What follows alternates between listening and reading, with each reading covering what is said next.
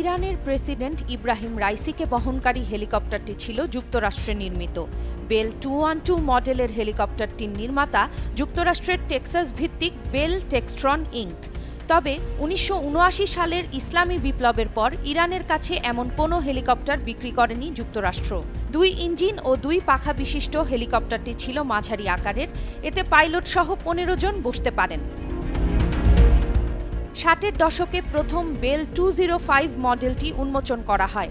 পরে বিবর্তনের পথে বেল 212 দ্রুত হেলিকপ্টার খাতে শক্ত জায়গা করে নেয়।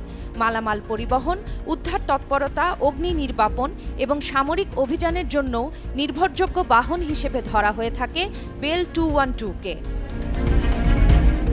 ফার্স্টপোস্ট.com বলছে, বেশ কয়েক বছর ধরেই দুর্ঘটনার মুখে পড়ার নজির রয়েছে এই মডেলের হেলিকপ্টারটির।